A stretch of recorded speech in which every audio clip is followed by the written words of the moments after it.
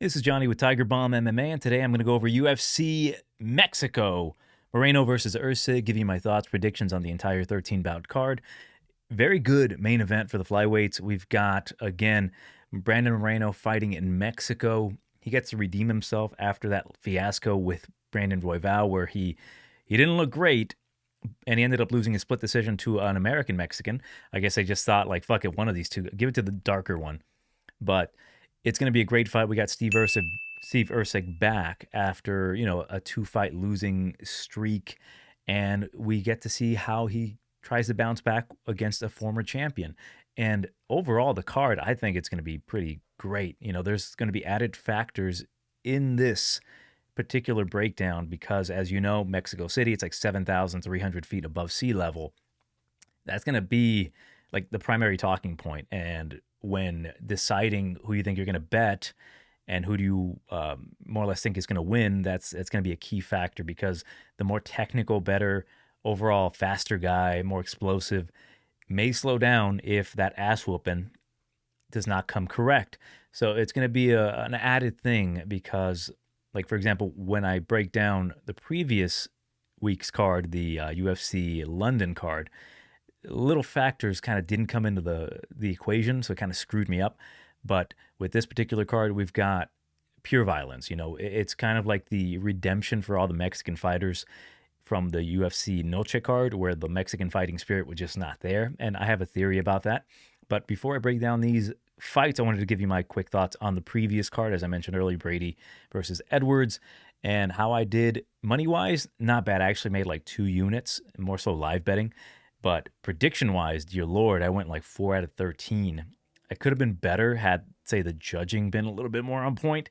And I'll get to that. I'll tell you what I thought was horrendous judging and what I thought was fair. Because this night was just absolutely strange. It was all decisions. It was boring as all fucking hell. And for a while there, the only finish was Shauna Bannon. So, first fight of the night, Kawi Fernandez versus Guram Kutateladze. Let me stress this 100%. Guram, I pre-bet him -4 something on a parlay. Didn't really bet this card legitimately pre the fights. I didn't necessarily have the best read on it, nor did I want to put too much money on it. So when I saw Guram cucking again, I was not surprised. I thought, the biggest in that 3-leg parlay, which was Guram, Parkin, and Volchenik or whatever, was Guram. I thought he was going to be the more likely to screw me over, and it was bad. It was very bad. It was so bad that I think Guram should consider retirement, but he's a fighter. I doubt he will.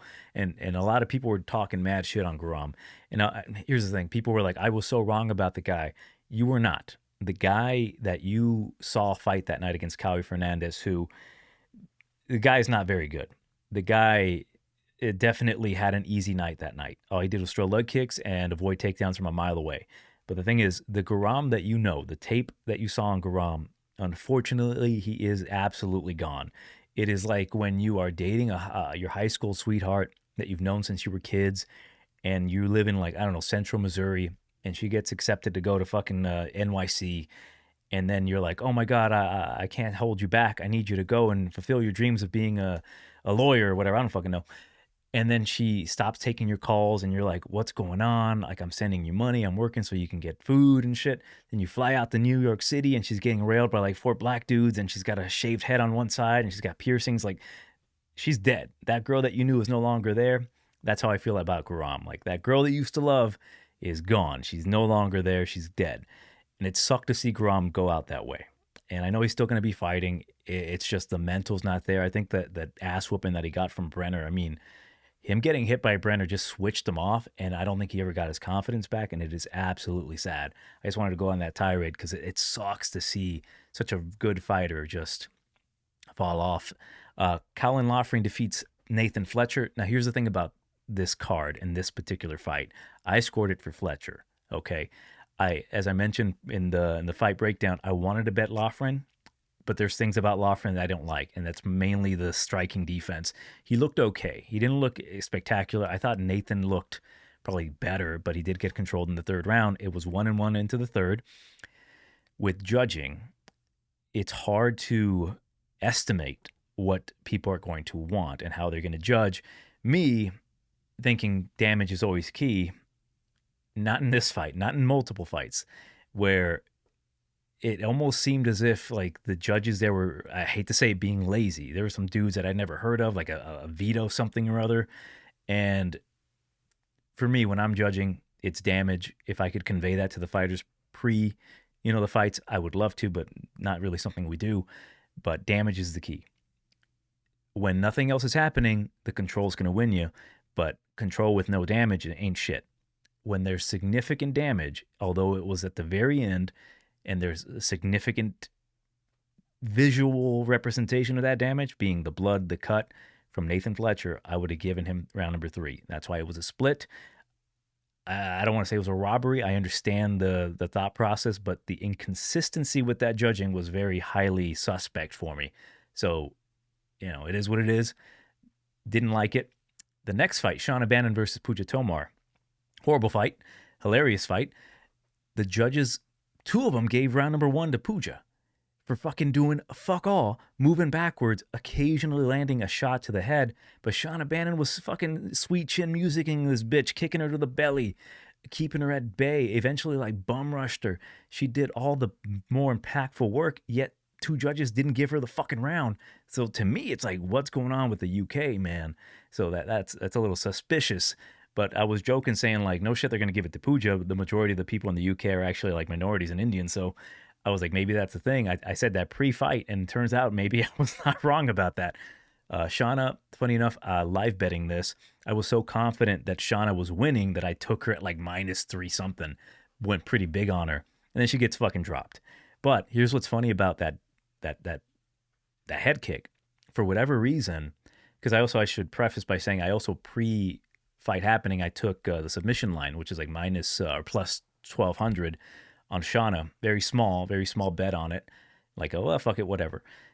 When she got dropped, for whatever reason, this weird calmness hit me. Like, yeah, she might possibly get finished, but like this weird like out of body Jesus lifting me up out of the ground experience hit me. It's like a little thing told me, Johnny, she's Indian. She sucks. This is good for us. She's gonna fucking fall right into an armbar, and then she falls right into an armbar. And I fucking loved it. It was fantastic. Not only does my live bet cash on Shauna to make a unit, the submission line cash is to make another unit. So I'm already up. Like that parlay that crashed, whatever, I already made the money back up. So yeah, Puja, not very good. Shauna, at least she had the submission upside, which was fine. Christian Leroy Duncan versus Puliev. The line was wide as fuck, but there was a reason for it. Puliev, like, if you would have seen what I saw, and I know it was hard to find, but the reaction Puliev had to getting hit hard, that's the exact same reaction he had when he was getting nearly finished in the 3rd round. Horrible fight. Duncan fought like an idiot. He should have started, like, striking. He tried to clinch with him, try to take him down. Terrible night. Terrible for both of these men.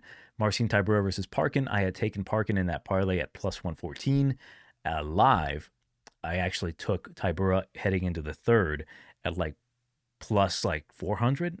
And at that point, I'm like, well, fuck it. Like, I do have Parkin by knockout. He's not going to get it. Hopefully, Tybura gets that decision. There was a lot of contention between the back and forth, whether Parkin won round number 1, clearly won round number 2, clearly lost round number 3. I actually thought it was Tybura winning round number 1. Parkin did not get the ball rolling until the 2nd round. So to me, it was 29-28 Tybura. Money cashes, but pick goes down the drain. Parkin, it was odd. It was almost like all the British fighters, they were just flat, completely flat, except for Loney Kavanaugh. This dude impressed the shit out of me. He had a tough fight with Dos Santos. The dude more or less came back through adversity. He showed a different wrinkle to his game. The shots he was landing on the ground, brother, like I have not seen ground and pound that good from the guard in a long time. This kid completely impressed me. Felipe, he's just been getting thrown to the wolves, and it sucks for this kid. I want to see more from him. Hopefully they don't cut him. Like, treat him with some kid gloves, for God's sakes. Give him a bum. Give him, like, bring back Malcolm Gordon, for the love of God. Just give Felipe a chance. For Loner Kavanaugh, though, this kid is demonstrating to me that he is, like, he's going to be something special. I just need to see him evolve a bit more, and this was a trend in the right direction. Chris Padilla defeats Jai Herbert. Here's another fight where it kind of made it clear to me that maybe these judges did not want the British fighters to win, maybe select British fighters, depending on who was judging at the time. Padilla, I'm not going to argue that he shouldn't have won the split. It was just strange that they rewarded him for doing really fuck all against the cage and just holding. Jai Herbert, it's almost like getting rewarded for the control time, which I am completely against. Herbert, to I guess Padilla's credit, didn't really start throwing too often, but when he did throw, I thought he landed the cleaner, harder strikes, at least in round number 1. I thought he lost round number 2 and definitely won round number 3. I would have given it to Herbert, but not by a whole ton. So I wouldn't consider this a robbery. It just kind of sucks. Padilla kind of skirted through again. I got to admit, like, he does have that high fight IQ. He was the side if Herbert was going to fight this way. It's just like, man, what are they going to give Padilla? I think the UFC, again, I don't think they want him in the UFC, and I think they're going to give him something very tough. He has to be given something better. After that performance, I don't think it's going to be something good. Nathaniel Wood. Now, I have not been necessarily feeling like I was wrong in a lot of these fights, other than the Garam fight. I was pleasantly surprised with the Nathaniel Wood and Chairez fight.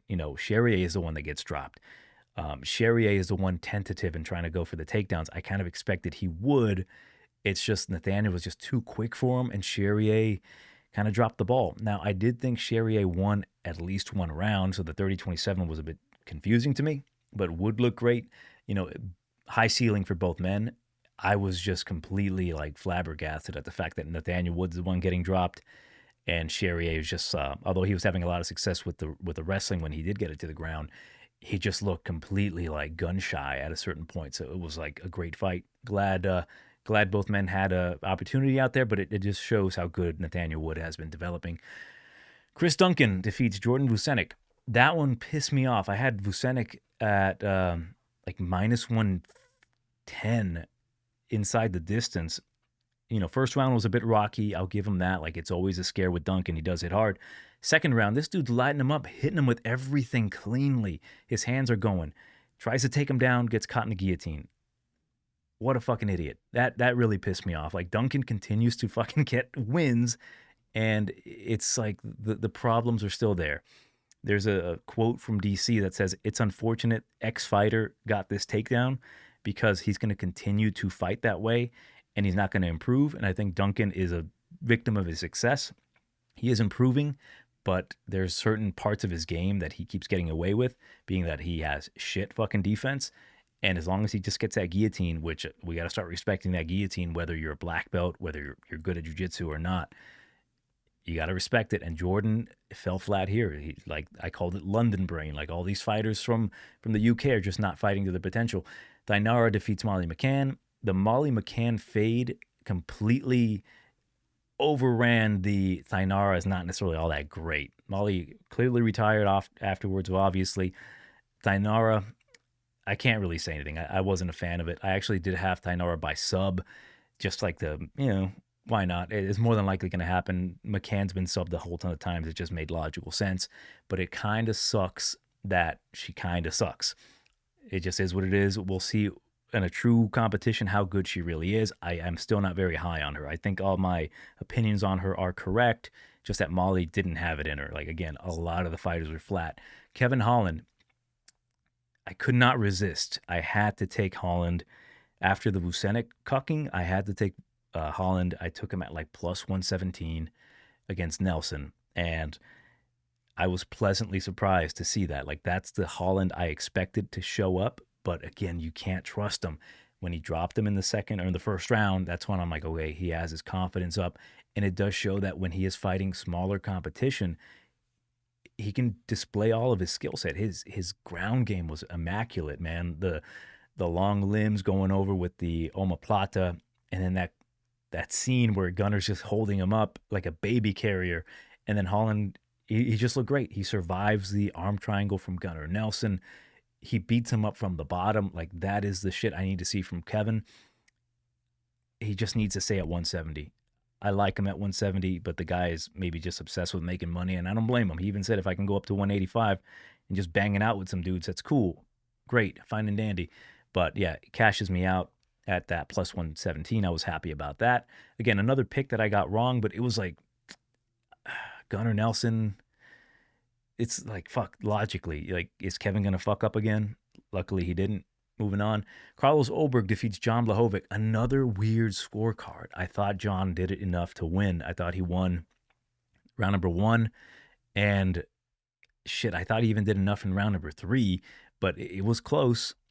The reactions from Ulberg when he got those legs chewed up, this whole card was just strange with the judging itself. More likely the right person won due to, you know, the youth and the win streak. So I don't want to get into that. To me, it just seemed like Jean got robbed legitimately. I mean, the first time that people say he got robbed was against Alex. I thought that was clearly Jean losing. The visuals from Carlos weren't great. He wasn't landing too cleanly. Jean was, you know, kind of stalking him, made it his kind of fight. Even had Carlos Ulberg shooting on him. I just felt a little dirty about that one, that it was a complete unanimous decision.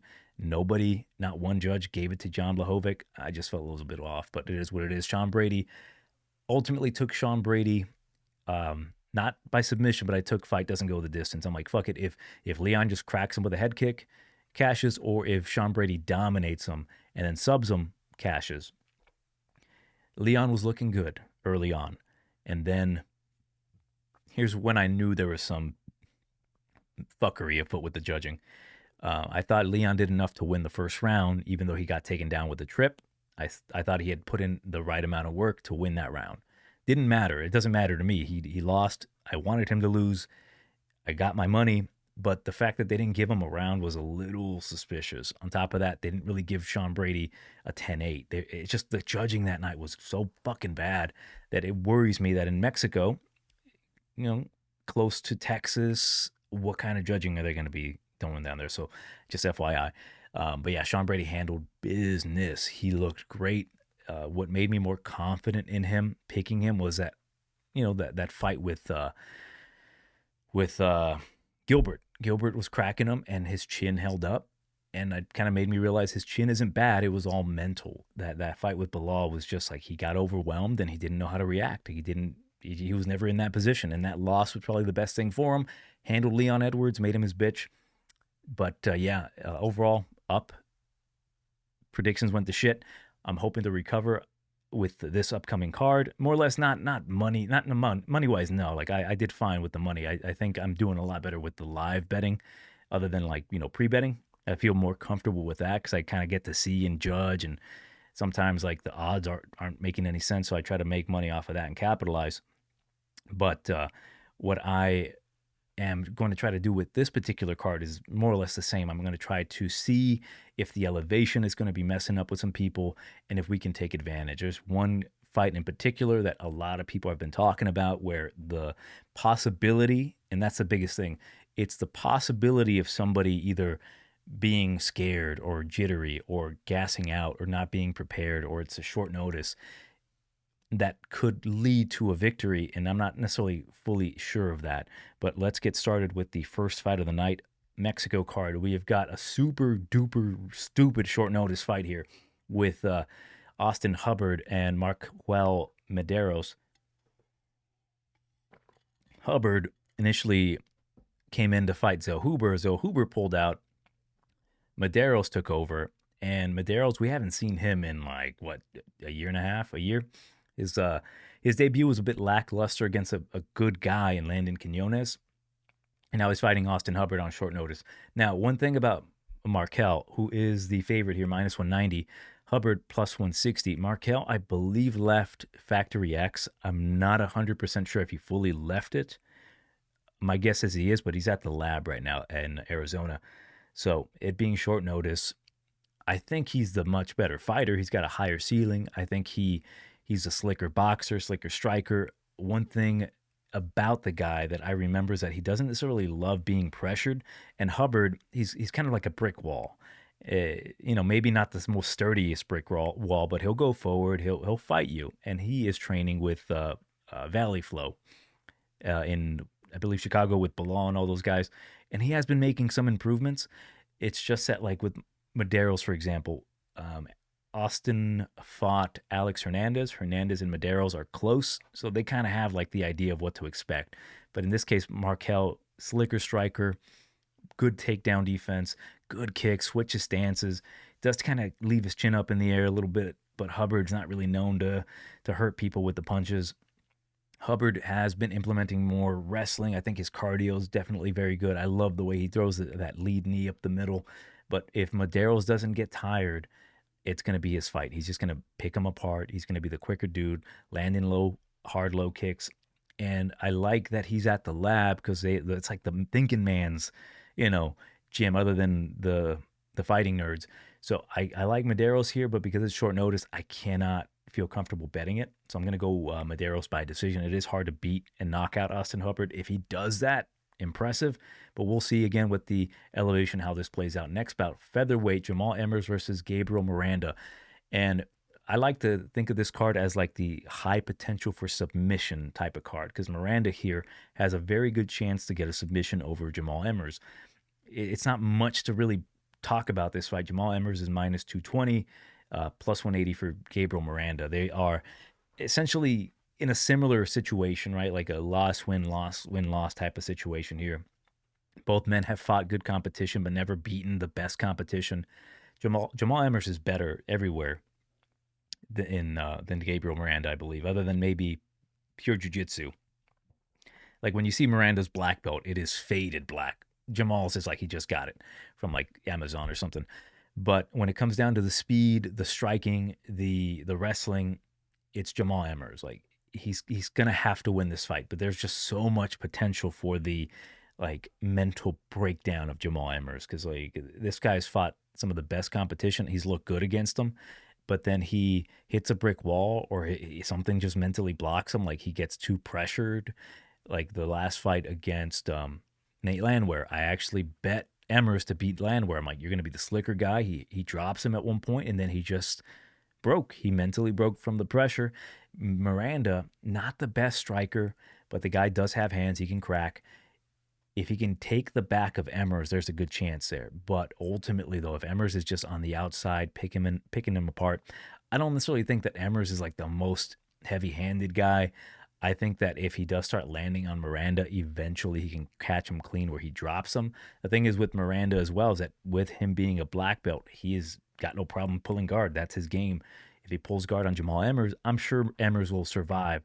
It's just that he has to extend this to the second round if Gabriel is going to be shooting in for takedowns. It's a nothing fight for me. Like I want no business in this, but the Gabriel Miranda submission line does intrigue me, just like as a poke, if you will. I like to poke things. Where is this? Miranda. Let's see.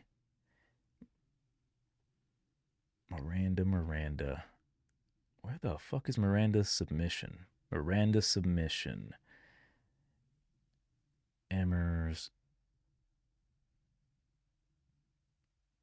It's like not there. Emmers this, Emmers that, but no Miranda submission. If you take Miranda, all right, here we go. Plus 400, it seems to be. Not too bad. That's the only way I see him beating Emmers. On the feet, he could probably crack him. He did even crack Benoit Saint-Denis. But I do see this playing out where it's Emmers like poking him, prodding him from the outside, defending the takedowns. Miranda will eventually get tired, and it's really up to Emmers if he wants to win this one by a knockout. He's not really known as a knockout guy or a decision. My guess is with the little booty scooty shit of Miranda, him pulling guard and whatnot, him being comfortable off of his back, and Emmers maybe not wanting to engage, Emmers is just going to kind of prance to a decision here where hopefully they're not incredibly gassed. Next bout, we've got Rafa Garcia, gifted Rafa Garcia versus Vink Pichel. Very simply put, Garcia minus 480, and it's mainly the youth is why he's minus 480. I don't think he presents anything too spectacular. We haven't seen him in like 5 months. He did come back after a bad knee injury, and he looked probably the worst he ever has against Grant Dawson, but that's more because Grant Dawson looked the best he's ever looked, and he got TKO'd. Vink Pichel, the dude, he doesn't have a whole ton of mileage on him. He's only got, 18 pro fights. I believe only been finished once or twice, I believe. And it's usually by guys that can like out wrestle him and just more or less dominate him. And Rafa, his wrestling's not the greatest, but I know he's been putting in the work in this fight camp. That is, he's been doing like fucking red light therapy. He's been doing like oxygen, what do you call it, hyperbaric chambers. Like this guy wants to win in Mexico, and I believe he will. Vink, though, I think he's going to be the harder hitter, but he's showing signs of slowing down. Definitely the Bonfim fight, he was having bad reactions to getting hit. Rafa Garcia striking, not the best. I don't think he necessarily hits too hard, but mixing things up with the takedowns. Vink does have a good, well-rounded game, but at 42 years old, this is a 12 years age difference. Give me Garcia at this point to win by a decision just by having just the longer longevity. He's just the more youthful guy. Garcia is tough, but I can see a world where Vink catches him with something, but with just the reflexes do not get better with age. The speed does not get better with age. It just is what it is. So it's more of like, I got to start fading these 40-year-old plus guys who don't have a positive upside, like jiu-jitsu in their back pocket, or just a nuclear nuke of a right or left hand, or a fucking sneaky high kick. Garcia, don't love these odds at all, but I do expect him to put in the work to get this victory, whether it be he does get dropped in the first round. He's going to be diving for legs and doing whatever he can to win this one. So give me Rafa Garcia by a decision. Now, this next fight, Julia Polasti versus Lupi Godinez. Godinez minus 180, come back on Psycho Polasti plus 145. Okay, so we've got Lupi fighting a girl.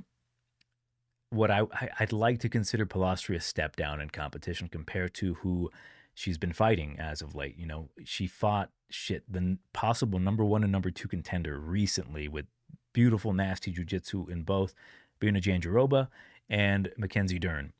And what I've come to realize about Godinez is that, like, the girl is phenomenal, but we have to be realistic with her and her abilities. She does have good boxing, good power, a powerful girl herself, good everything, right? Like, she's solid, good chin, but I don't think she's ever going to get past the hump to become a contender if she stays in the Lobo gym with that, like, fucking the luckiest Mexican woman in the world in Alexa Grasso and that cat lady.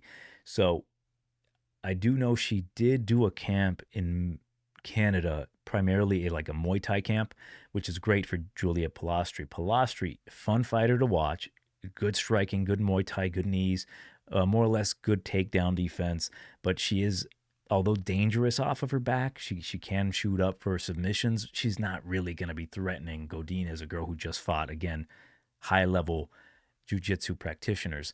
And I just want to see how many subs Polasti has before I say what I'm about to say.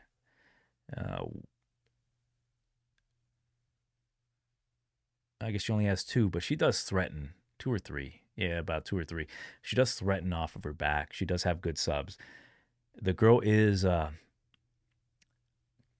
hormonally imbalanced, and I say that in the best way because she seems a little psycho, that being her nickname. She seems like she might be grinding up on Lupita's knee, like, you know what I'm saying, off from the bottom.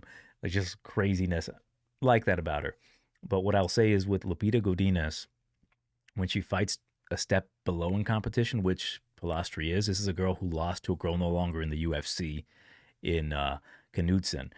She typically, Godinez that is, beats the shit out of him. And in this fight, right, she has all the upside. I think she's better on the mat. I think she is the stronger of the two. We saw against, with Polasti against that girl who also retired, Poppins. I can't believe I'm forgetting the love of my life's name. Corey McKenna, who I thought was underrated, pretty damn cute. She did get taken down to third after, you know, the physicality wore off because she was just more physical than McKenna, and then she just couldn't get back up. Godinez doing this camp in Canada with the Muay Thai gym, what was the name? It's like Muay Thai Superstars or some shit like that, Muay Thai Fighters. Let's take a look. Because I was like, did she finally leave Lobo Gym? I think Lobo Gym is killing Godinez. I think she needs to get away from that gym. I think there are some good fighters there, but I just think they are treating them with kid gloves, and I'm not a big fan of that. Muay Thai Dream Fighters. I think that's perfect for her to catch the kicks of Polasti, take her down, start pounding on her. What I'll say here is, despite me not being on the Godinez train anymore, like the realistic thing about her is that when she does get a step down in competition, she tends to beat the shit out of them. I do actually expect Godinez to have a very dominant victory over Polasti here. As long as she doesn't get clipped, Godinez's chin, it's good, but when Baby Shark is kind of wobbling you a little bit, it is a bit of a scare. But I think Polasti sometimes might be too hesitant, especially when there is a threat of a takedown. With Godinez establishing that early, I think she can have a lot of success with the hands later on, either in the first, second round. But I do expect Godinez to be dominant here, where she is probably going to cover her minus 180. And I hope I don't look fucking stupid when she gets choked out in the first round, but I doubt that's going to happen. I think this is just a too big a step down for Godinez. I think they really want her to get a win here. Next bout, Melquizael Costa versus Christian Rodriguez.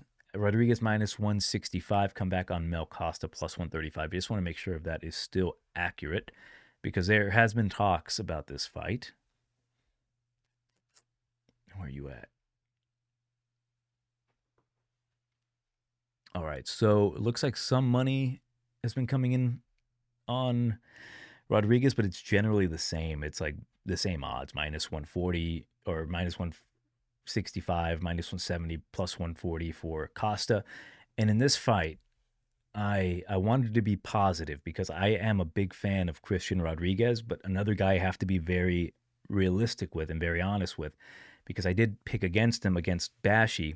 And while I thought it was a very good performance from Christian Rodriguez, I saw that performance with like rose-colored glasses. I'm like, yo, Christian's finally learning how to do shit. The unfortunate thing about that is that Bashi still had a lot of success against Rodriguez. The inexperience in that situation for Bashi and the ton of experience Christian Rodriguez had with that specific type of fighter, I should have fucking known better in that fight because I did bet Bashi. It's one of those things that, like, when in hindsight, like, oh, well, no, duh.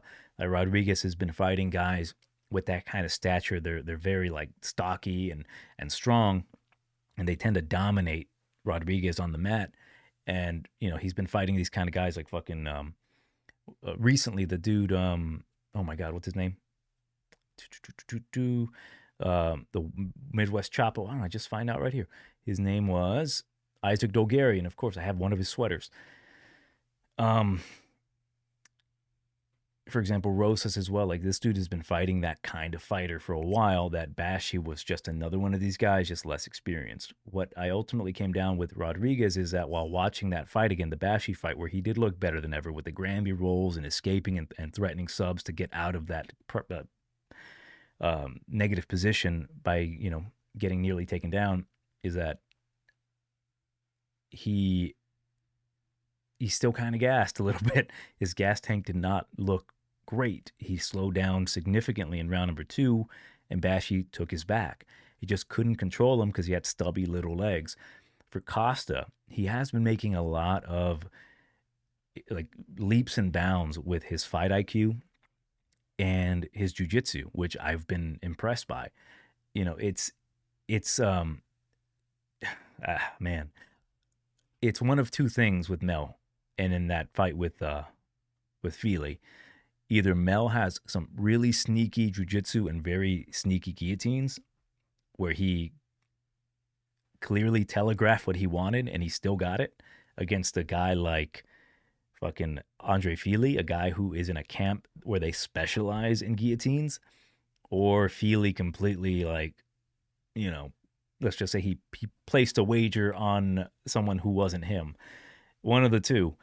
But with Mel Costa, his striking's there. He's a long dude. He's going to be the taller guy here. Maybe not the longer reach with the punches, but I like the developments. I like the way he's mixing in takedowns with like the likes of Steve Garcia and dominating him for at least a brief moment until he got murdered. I just like the improvements I've seen from him. And at featherweight, I think that he might have the type of body type to give Christian the same kind of problems with the wrestling, except being able to control him because he has the long enough legs to actually put in a body triangle. And here's the thing, Christian's a phenomenal fighter. If this stays boxing, he's going to beat the shit out of Mel. But Mel is a solid dude. He has very good lateral movement. I'm leaning Mel Costa for that reason. And it sucks because I faded both of these guys in their last fights. And I expect it to be a very, very good fight while it lasts. But what ultimately led me to think like maybe Christian is going to fall back into those same kind of patterns is that he did fall back into those same kind of patterns against Bashi. Just that Bashi wasn't able to capitalize. He couldn't take the back the way he wanted. And yes, Christian did show an improvement with the wrestling and the defense. But I think if a guy like Costa, who is lanky enough and he can threaten submissions the same way that like Christian could, he's going to be able to have a lot of success there. And on top of that, if he does start pressuring and even making Christian uncomfortable on the feet, I think that the upside in submission is there for Mel Costa. The Erosa fight, I even thought picking Christian may not be able to knock him out. Christian doesn't have that kind of power in his punches. He has great volume, great diversity and shit. I think he's actually might be a better submission guy than a knockout artist, in my opinion, because he does threaten guillotines. He has nasty subs. That's why I love me some C-Rod. But with that fight with Erosa, when Erosa's eating your punches, he smiles at you and he starts pressuring you like you're a little bitch. That's concerning to me that his power isn't going to be there to maybe hurt Costa. And if Costa pressures him after like landing kicks, I didn't like the way Christian reacted. He was shooting him for takedowns and shit. Like, it was just an oddity to me for Christian. And I think the pressure might get to him when there's a guy where he's not the better striker. I'm leaning Costa in this fight. I think he has enough to win it. I'm curious to see because like I want this to be the best possible fight. There's still a lot of things about Costa that I worry about, like how good has he gotten? But it's hard to pick a guy against a guy like C-Rod. Like C-Rod is a dude I've been watching. I have high hopes for him, but I still think those same issues might be there. And Mel, at this point, I think he's trending in the right direction. I think he's put in the dues, and I think he can find a way to beat Christian Rodriguez by implementing that same kind of style, taking the back, kind of pressuring him. And we'll see. We'll see how it goes. But give me Mel Costa by decision. Like it's worth a shot. I think it should be lined to pick him, in my opinion. So give me Mel Costa to win this one. Next bout, we've got a Contender Series debutant, Abta Gautier versus Jose Medina. Minus 550 for the Silent Assassin. Pichel, Jose Medina, is plus 400. Okay. This is where the factor of the cardio comes into play. Gautier should easily dispatch of Medina. Medina is a punching bag. Medina is a fucking Peruvian cab driver, Bolivian cab driver. My apologies to Peruvian cab drivers out there. Brother, let me say, the raw African strength of Gautier here is impressive. He's not the most technical dude. And here's the way I see this fight going. He's either going to run through Medina in round number 1 or round number 2. I'm predicting head kick. I think he's going to blast the body, of Medina, have him like hunch over, that is, and then kick him because he has a nasty high kick. Gautier does. Medina is not good anywhere. He's only in the UFC because he takes an ass whooping, laughs, points at the guy to come forward to him, and he lost to 2 of the biggest fucking frauds in the UFC. One less than the other. Zach Reese, I think he has a lot of positive upside, but it's not going well for him. And Magomed Gaziazulev, huge fucking fraud. Him not being able to get finished by those two is nothing. I don't think those two guys have like the biggest power advantage. If Gautier hits him with that left high kick, he's going to put Medina to sleep. Now, if for whatever reason this debutant from the Contender Series decides that he wants to gas himself out trying to finish Medina, knowing that he's hard to finish in altitude, then at that point Medina is live to get. But round number 1, it ain't going to fucking happen. If he doesn't finish him in round number 1, that's when you can start looking into the live bet. That's how I would play it. I think Gautier is going to get the knockout. I think this whole like toughness for Medina, it's there. He is tough, but the durability, when you get hit with raw African power, this guy Medina's never felt that before. So give me Gautier in the first round. He impressed me to an extent. Like his takedown defense wasn't the best. He didn't really have too much off of his back, but he's still raw, and that is more than enough. That raw power is what is going to get him to this victory. So give me Gautier by a First round knockout. Again, a head kick is what I'm predicting. Next bout, we've got Edgar Chairez versus CJ Vergara. Another fight for Chairez. They're trying to highlight this guy. This guy, the more I see of him, you already know I'm going to pick him, but the more I see of this guy, he does, number one, resemble Poatan. He's starting to fight like Poatan. There was a couple moments in the Joshua Van fight where like this dude's throwing the left hook incredibly speedy, and he throws like a spinning heel kick, very similar to the way that Poatan does. So it's really funny. But the low kicks that he displayed in that Joshua Van fight were key. And right now he's minus 265 against CJ Vergara, who is plus 210. Now, very simply put, I'm going to take Chairez in this fight. I think he can get a submission as well. So let me see what the submission line for Chairez is, because this guy is really, really sneaky. This guy will put you to sleep. This guy has contended and fought very similar competition. I mean, they have very similar opponents, and I'll get to that in a second here. Chairez submission is plus 275. I like that. I like that doesn't go the distance prop as well. What ultimately led me to Chairez is that this guy is going to be the bigger dude, obviously, 5'7". He's the longer of the two. He hits harder. The guy, like, let's go through the resume real quick of this guy, because they do have the similar opponents. And I want to give you my initial thought process to make this a lot easier for myself. It's that, like, first fight for Chairez, short notice bout, I believe, against Tatsuro Taira. He hurts Taira. He contended with Taira. Chairez had moments against Taira. He even put him in a submission late that nearly got him out of there, had there been more time, possibly. And let's take a look at, where did CJ go? Yeah, Taira defeated him in the first or second round by armbar. So to me, it's showing that Chairez could hang with these guys, these top guys. Maybe not beat them, but he's not going to get finished by them. Vergara got finished by him. Another common opponent here, Daniel Lacerda. Lacerda nearly got CJ out of there in the first round. He hurt him significantly bad, to the point that he had to recover. He had to muster up the Texas spirit to like beat him and beat up a Daniel Lacerda that was gassed. Chairez took care of him twice, submitted him twice easily. And with Joshua Van, what I'm seeing in that fight with Chairez, where he hurts him in the first round, hurts him in the second round, like they're going to war with each other, CJ would not be able to hang with Joshua Van. And that's what ultimately led me to believe, like, Chairez, this guy is just going to be too much for this kid. Like, they are both on the losing end of that bracket of losing to the higher end guys, but the way Chairez is looking against these guys, it just shows me with a little bit more time, he might be able to contend with them a bit more. He might be able to finish a guy like Joshua Van. He's been fighting these guys that are trending upwards.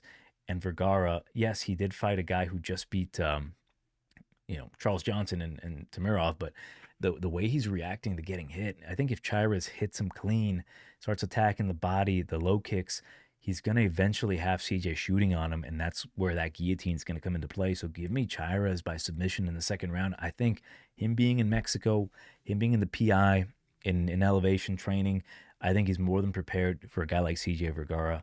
Again, a step down in competition for Chairez, and when he does get these step downs, he tends to be looking good, and especially a guy who's been getting hurt and dropped in the last few fights, give me Vergara. And the other thing, I don't think Vergara truly beat Vinicius Salvador. I thought it was really close, and when I saw it live, I thought Vinicius won. I don't see too much upside other than he does have some boxing, and if he does get some top control, and if he can be safe, Chairez has some pretty bad takedown defense, but he does have a very active bottom game, and I want to talk about that later because there's another opponent. But Chairez did submit a guy multiple times and caused a whole controversy, but I'll talk about that specific incident later. But yeah, give me Chairez by submission in the second round.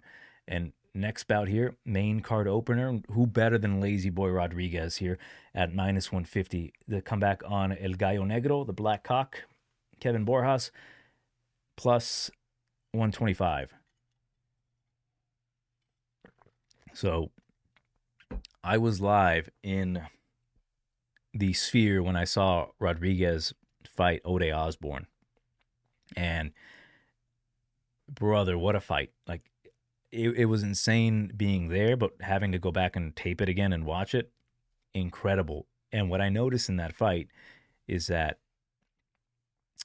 throughout the entire event, that Mexican's fighting spirit, the basis of that entire event in the Sphere, the Noche event, it was like all these Mexican dudes are going to be like fighting their guts out and they're going to do whatever they can to win. Like that spirit of like, you're down, but you're never out.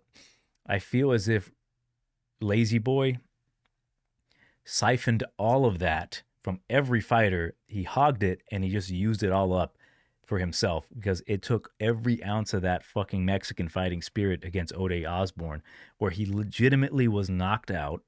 He got woken up by a punch by Ode and then got put in that triangle choke. He survives the triangle choke, and as he's escaping it by getting his head out, he actually, I thought he went out. And then Ode let go, and there's a moment there of hesitation where Rodriquez, I think he wakes up midway. He's like, "Oh shit! Like I'm out." And he jumps in the guard of Ode, and again he survives it. And I'm like, "Oh my god, this dude fucking used it all up." He like the Spanish curse that afflicted every single one of those Mexican fighters for whatever reason passed over Rodriquez. They're like, we can't fuck with this kid. This kid in that one fight where he looked equally bad and great showed me everything I need to know about this guy. This guy's a blood and guts kind of fighter. And I was never truly impressed with them, but beating a guy like Ode who was that fast and just coming back and getting a 10-8 in that second round, highly impressive. This guy may not be the best boxer, but he has that grittiness and determination to like just push forward. And him being in Mexico, brother, I expect this to be a war that Kevin Borjas will not be able to withstand. Kevin's not a bad fighter. He's another guy who was kind of thrown to the wolves. They gave him Joshua Van in that first fight where he looked good. This kid's not bad. This kid has good striking. He has good takedown defense. I just don't think he's got that kind of chutzpah, if you will. The balls, not to say anything negative about Borjas, but I just think that Rodriquez might be too much of a fucking dog in this fight. If it becomes a war between the two, I think Rodriquez has him covered, man. I'm watching things on this kid where he's like lifting some heavy shit. Like he's getting better. He's still very young. He's 25. And him beating Ode like that in a war like that, it's just incredible. You know, he doesn't move his head, but there's still time to develop that. I think Borjas is going to be the better striker, but the more efficient and more effective striker, I think, is going to be Rodriquez. And I think mixing in those takedowns, getting Kevin tired, slowing him down, it's going to be really hard to beat Lazy Boy in Mexico. And that's the other thing with these judges. I'm not sure how they're going to go about. I guarantee you, though, the Mexican crowd is not going to be quiet like the UK crowd, where when Lazy Boy comes out with the mariachi music, they're going to go fucking bananas. And anything that he does is going to be impactful. The only thing I really don't like about Rodriquez is the way he fucking talks. He talks like a fucking, "Hola, ¿cómo estás, cabrón? Ah, no mames conmigo." Like, fucking hate that shit. That shit's going to get clipped, by the way. I can't stand it. The motherfucker's mouth pisses me off. But the dude is an absolute dog. I fully expect him to come out here and make it a dog fight with Borjas. And I just saw in his last fight against a guy who's not really known for like being like a heavy anything. He does hit hard in Costa, but him getting low kick like that, not the best. Him falling like that, it's a tough fight for Borjas. But even if it is a war and maybe Borjas is getting the better of it, I still think the judges are going to give it to Rodriquez. That's kind of how I'm breaking it down analytically. On the ground, he's going to have the much more success in Rodriquez. I want to see the improvements in his boxing and his boxing defense. But this is a completely different matchup. Ode was super fast, too fast for Rodriquez, and he eventually like outmanned that man, took him down and just beat him.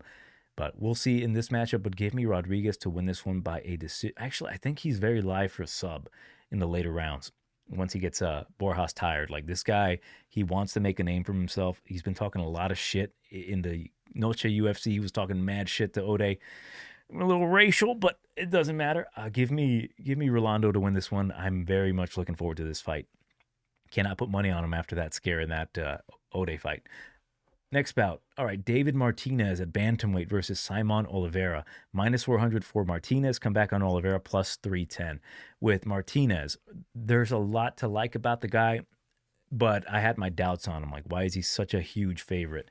He's only 26. He's fighting a true test in Simon Oliveira, a guy who has fought very good competition. Like, for his first fight in Tony Gravely, you may not think Gravely's all that good, but very tough fight for him stylistically. That was 3 years ago. 2 years ago, he fought a fast up-and-comer in Daniel Marcos, a guy that a lot of people didn't think was going to be able to beat Simon Oliveira. Luckily, though, I was on that side of Marcos, and the reason I was on Marcos, a guy who was unproven from the Contender Series, was because Simon Oliveira has a tendency to do things that if I was on his side, money-wise, I'd be fucking furious. Granted, everything is predicated on the past Simon Oliveira, what we know about him. It's been 2 years. I can say that he might have made proper improvements.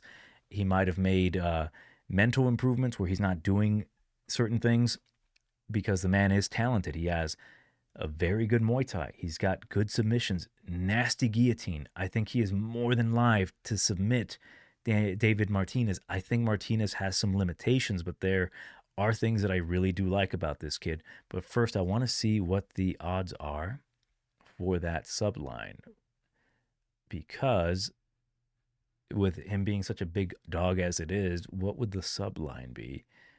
Because that guillotine is no joke. Plus 500 is not terrible. It's all right. I expected it to be better. Oliveira, again, past tape. I have no idea what he looks like now. I know he's in good shape. He's in great shape to fight Martinez. He loves the guillotine. He will jump that shit as much as he can. He's confident in it. He spams fucking stupid shit. Spinning back fists, spinning back kicks. Unnecessary bullshit is what Oliveira kind of spams sometimes. And that's the number one factor why I picked Marcos over him. Marcos does not waste energy. Guy's clean. Oliveira wastes a shit ton of energy with stupid bullshit. And I think if this is like an improved Oliveira where he's not like, I'm going to throw a spinning back kick, I'm going to shoot from a mile away because I'm uncomfortable. If he is straight kickboxing and tracking down David Martinez and kicking the legs, I think he is live to win this one. Like Martinez, he's 11-1. Granted, I did not see the full fight, but from what I gathered, that first fight, from what the YouTube comments are saying in Spanish, is that he got robbed in that fight. The only man, and this is a callback, the only man to beat David Martinez is a man named Gianni Vasquez. And you may not know who Gianni Vasquez is, but you know who he is based off of another man, Edgar Chairez. Edgar Chairez is the man who put out cold this Gianni Vasquez, and that referee never stopped the fucking fight. He put him out with a triangle choke, I believe, and then he put him in an arm bar for a long time after he was out and fucked up his arm. Mario Yamasaki's Mexican cousin, which is like Mario Yanomamis, that is the only man to ever beat David Martinez. And even then, I thought David did enough to win that fight. What is positive about David, I wasn't too impressed with his Contender Series bout, but in retrospect, the guy he fought in Xavier Franklin, I believe, he's not a bad fighter himself, very fast. And, the jitters can be there. That's the other thing about Martinez. Making his debut in Mexico, the jitters, will that affect him? He's a debutant. That's so fucking hard to predict because your entire model is that Simon Oliveira, if you're picking him, and if you're on that side, like, I don't blame you if you're trying to fade David Martinez for him being young and new in Mexico jitters, but it's all predicated on David Martinez experiencing those jitters and Simon Oliveira improving enough to not be doing no dumb bullshit. So it's very hard. The positives on Martinez: one punch knockout power. Legit. This dude hits fucking hard. May not hit hard all the time, but he hits fucking hard. Great lateral movement. Excellent cardio. He's been 4 rounds before. Only 4 because in his 5-round fight, he knocked out the guy in the 4th. This dude has a karate background. Apparently, he's either studying to be a doctor or he is a doctor. So, from what I can tell, hearing his interviews, he has a good fight IQ. Um, we know his sister. I don't want to bring up her sister. Sister's not all that great. The line is the big issue. If this guy was line minus 200, I'd be jumping all over him. The way I see this fight, I think Martinez is going to eventually either knock out Oliveira or lead him to a decision. Oliveira, he needs to be attacking the kicks early. The takedown defense of Martinez is a little questionable as well, but Oliveira's takedowns, not great. Again, if he has improved on those, super live. I think betting Oliveira is not a bad bet.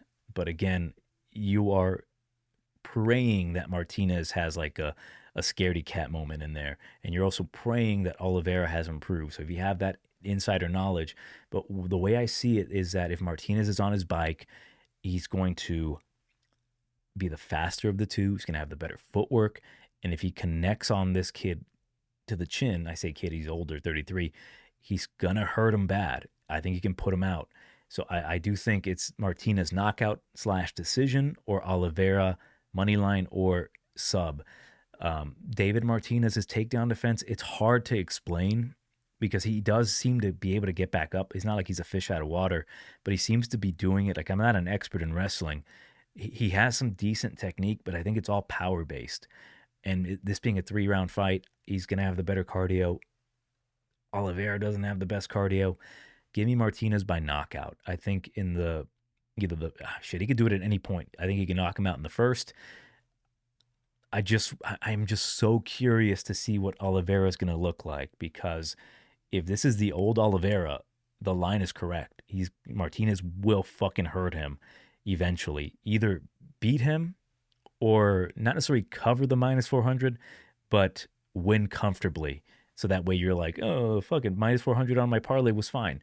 But if Oliveira has improved and Martinez does, start a little slow, then yeah, the upside is on Oliveira. But yeah, I think Martinez is more than capable of cracking Oliveira hard, because I was very surprised because I had not seen any of his tape other than the Contender Series bout for the first time. When I saw him knocking out full-grown Mexican men known for their toughness and their chins, I'm like, yo, this kid hits fucking hard. He gets in there.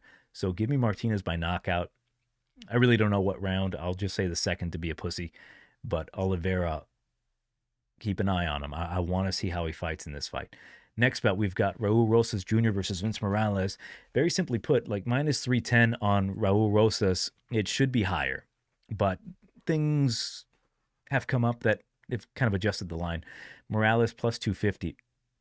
Why is Morales very good at getting guillotines and darces and Peruvian neckties?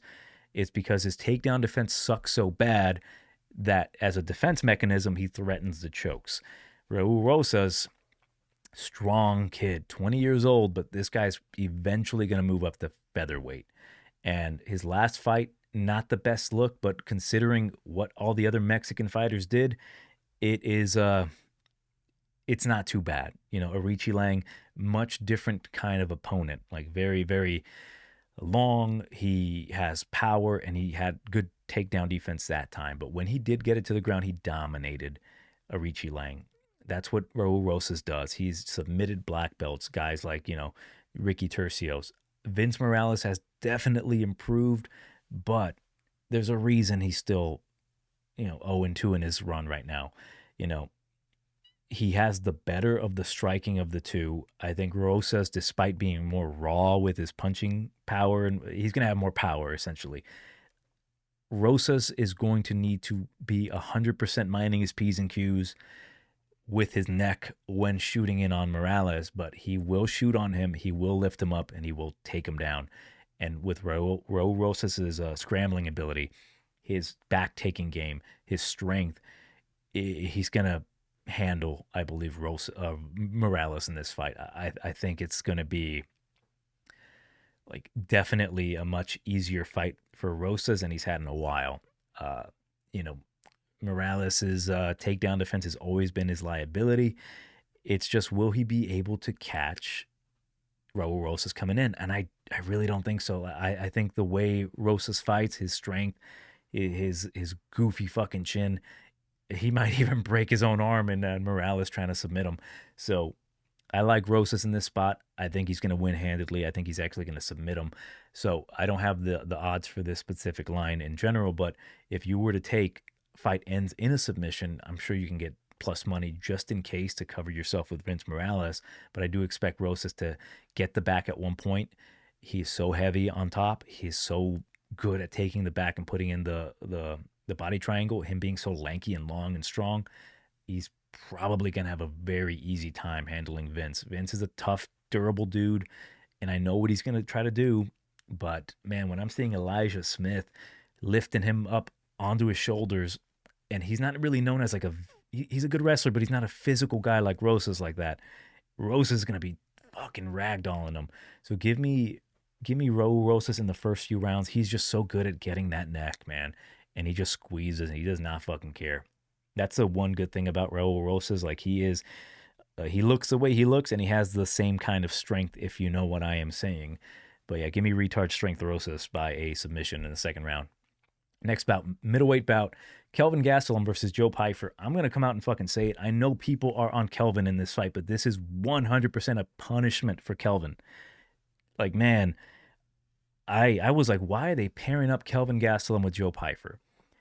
Kelvin of old would have a field day with Joe Pyfer, to the point that like it could have been incredibly competitive. He would have tired him out, survived the submissions. This is a plus 400 Kelvin Gastelum over Body Bags Pyfer minus 550. And I think people have been betting Pyfer, or I'm sorry, they've been betting Gastelum. He's minus 275. Now, I understand the thought of, well, it's Kelvin Gastelum. He's going to go back up in middleweight. He's going to have more cardio. He's going to look good. This dude missed weight his last fight against, what's his name, Rodriquez? Daniel Rodriguez, D-Rod.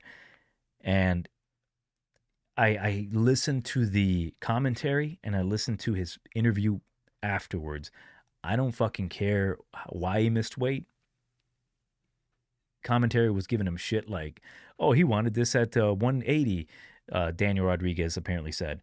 Kelvin actually wanted it at 205, and they're just laughing like Kelvin was just so out of shape and overweight.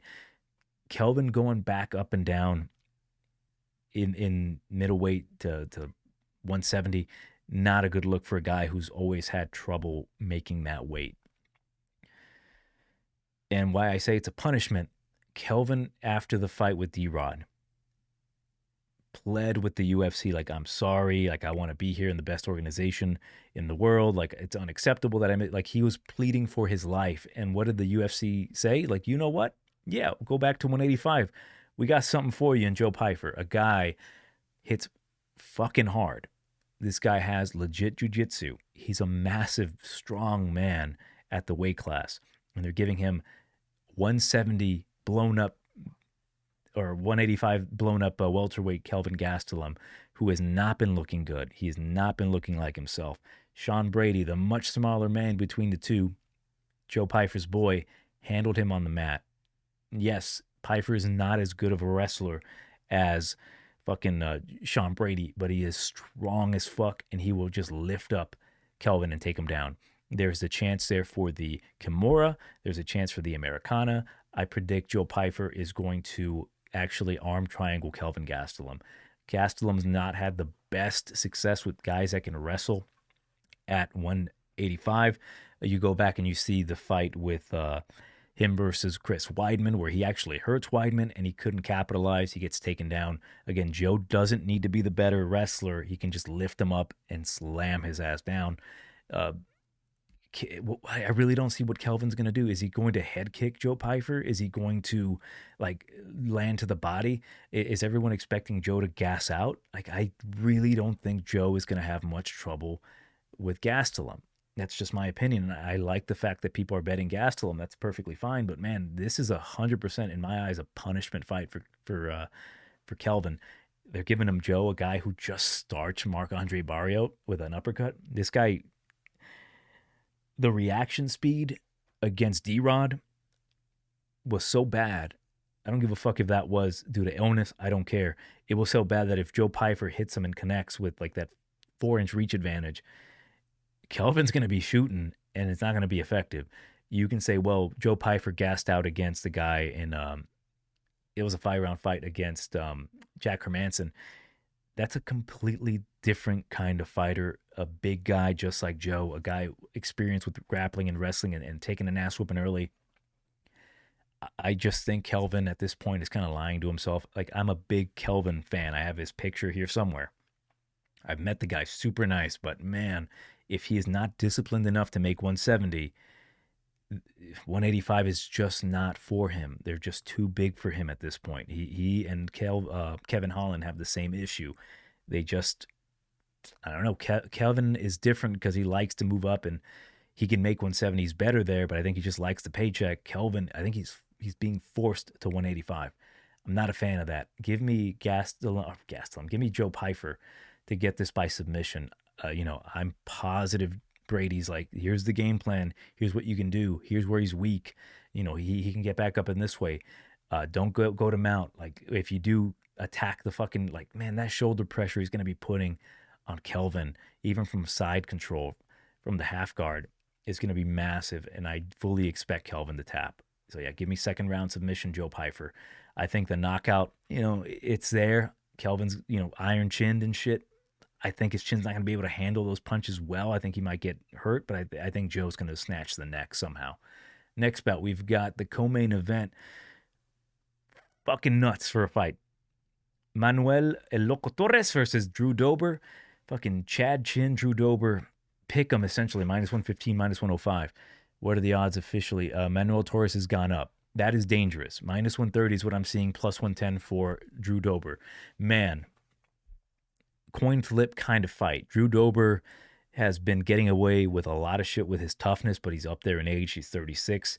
He's fighting a long, tall dude who is a hard hitter. He is wild, and he will find a way. Drew is not exempt from getting put out. Drew is not exempt from getting wobbled and hurt. Manuel Torres in his last fight, not a good look. 100% a horrible look. This guy was leaping in, and he got sniped by the better, more efficient counter striker in Bahamundes. And, and I will say this, had it not been for my play on Bahamundes that night, because I got destroyed with all the Mexicans cucking, I would not have had enough money to bounce back at the roulette table that night, let me tell you. So props to Bahamundes there, but that's a completely different matchup. Torres, his chin is a little suspect. I don't like the fact that he curled up into a little ball after he got hit the second time. Did not display the Mexican fighting spirit, but with the speed, the power that he possesses, this guy is just all gas, no brakes. And Drew Dober having a lot of, issues as of late. I'm going to predict something bold here. I think Torres, and this is all, again, if Torres comes out here and starts pulling guard, I'm going to be fucking pissed because, you don't know how a fighter is going to react after getting put out like that, like getting hurt. He wasn't put out cold. He essentially said, no mas against Bahamundes. So this is all predicated on the information that we have because there's not much to tape on these guys. Dober, much better striker. Torres hits fucking hard. And this is a car crash waiting to happen. My thought is, I think Torres is going to try to look to get a submission on Drew Dober. Dober has been submitted before. Torres does not want to lose in Mexico. Torres does have some good submissions. And you might be saying, oh my God, what's his name? Moicano couldn't submit him. Yeah, Moicano was a different fight. Moicano did not want any part of Drew Dober on the feet. It made it a lot easier for, Dober to try to work his way out of the submissions or off of his back. With Torres, he's a different dude who has a ton of power that, if he takes the back of Dober somehow, he's going to be landing bombs on this guy. And at that point, he can snatch the neck. Because here's the thing when it comes to jiu-jitsu in a fight. I'm not an expert in jiu-jitsu, but we've got Moicano. He's more technical. He will set things up. Torres will just go, he'll start fucking choking you. He'll just do whatever. And that's how I think he's going to catch Dober. He's going to hurt him on the feet enough to be able to get advantageous position, whether it be the back more than likely, and try to choke him out. I'm not saying that because he choked out Chris Duncan. I'm saying that specifically because the easiest path to fighting Drew Dober and not getting hurt is to submit him. And I think that's what the case is going to be here for Torres. If this gets extended, Drew Dober been training in elevation for a long time. Torres, he has, he's Mexican. I expect him to have good cardio as well, but as it gets extended, the kicks of Dober are going to be there. The chin, he'll eventually say, fuck it, I'll go in forward and try to clip this guy, because the defense of Torres is not great. He's local for a reason. He will go after you. But I'm not necessarily banking on the sub. I do think that if he hits him and Dober goes down, he'll follow up with some strikes. So it just depends on what happens. But I'm just curious on the line, so I'm tempted to take it if it's like good enough. You know what I'm saying? It's just the commonality of Dober getting submitted multiple times, even by less competition. Yes, he has gotten better at sub defense and takedown defense and whatnot. But it wets my whistle. You know what I'm saying? For Manuel Torres to get a submission. It says here plus 425. What is Torres by knockout? Torres by knockout is plus 160. Fight under 1.5 rounds. Plus, that's over. Minus 200 under 4 or 1.5. Yeah, there's not really much to say. It's a card crash between two guys that can knock each other out. Perfect co-main event. Like when it comes to like the star power and the like skill should be much lower. I think Pyfer and Gastelum should be on top of this one, but for what it is, they are giving the Mexicans a fucking treat. Props to them. Thank you, UFC. And finally, the main event, we've got Brandon Moreno versus Steve Erceg, minus 190 for Moreno. Come back on Astro Boy, Steve Erceg, plus 165. Now, I must say, I do have some info on Steve. Me and Steve have been kind of chumming it up. Long story short, it doesn't even have to do with anything MMA related. I just feel like I have to share this. But like essentially, I was buying some stuff on the internet on eBay, and it turns out Steve Erceg was the one selling it. Steve is he's a nerd, and I like to collect stuff. So I was talking to him, and then we hit up a friendship, and super nice guy, Steve Erceg, but that's only when the cameras are running. Like, I know a different Steve Erceg, bro. Let me tell you, if I could, I'll give you an example. I'm talking to Steve, right? Steve is telling me like all these things, like, yo, I'm gonna beat the shit out of Moreno. I've been stepping on Legos this whole fucking time. He's a stupid cunt. I'm gonna beat his fucking ass. I'm like, damn, Steve. Do you know what he told me about the Kai Kara France fight? This is what he told me, and I'll try to give you a perspective. He said, and I quote, bro, the Kai Kara France fight, I wasn't even preparing for that fight. The night before in Western Sydney, I was out with all the mamacitas. I went down on like 7 mamacitas for hours, bro. My chin was like totally compromised. Even that pillow-fisted Kai Kara France could have knocked me out that night. I just wasn't ready, bro. Just my chin was just so compromised from going down on the mamacitas, I'm like, bro, this guy gets pussy, bro. This guy, apparently in like Perth and Western Australia, this guy's known as like Big E Steve Erceg. The E is big erection Steve Erceg. This guy is like this guy's a savage, bro. Like this nice guy image of him being awkward. Yeah, he has that lisp and shit, but this guy's a fucking savage, bro. He's told me some stuff. Bro, he said, bro, I'm going to beat the shit out of Pantoja. The hardest part about that fight with Pantoja is after I'm done gangling off of his fucking neck, my cock needs to be handled by all the mamacitas, I'm like, damn, Steve. So Steve Erceg is a bad boy, right? And on top of that, his fighting skill, I think, is highly, highly, highly underrated. You can say all you want about Steve Erceg. Like he essentially went through the hero's journey of MMA. He was fast-tracked to the title. He lost. He then had that follow-up fight where he got knocked out. Very similar to like, what's his name? Reyes. I'm blank Reyes. I play baseball. What the fuck is his name? Balding, got spinning back elbowed by Jury. I can't remember his first name for the Dominic Reyes. There you go. He had the Dominic Reyes life, but he sped through. He sped through it like speed running that shit. He knocks out Matt Schnell. He has a very close fight with Pantoja where had he not gone for a takedown, he would have won. And then the fight with Kai Kara France, the aforementioned fight where his chin was just not conditioned because he was going down on the mamacitas, as he said, his words, not mine. And he just got hit cleanly. He said that had he not been going down on the ladies for like hours straight, his chin would have been fine. He would have taken that no problem. But when you look at that fight, it was interesting because I don't want to make an excuse for my boy here, but he got his foot stepped on. He got hit by that left hand from Kai Kara. He got dropped, and that is what kind of led down the spiral of him kind of panicking. He went to the back of the cage. He got put out at that point. But what Steve does so well is that he establishes his distance. He has very sharp combinations boxing. I think he's underrated completely.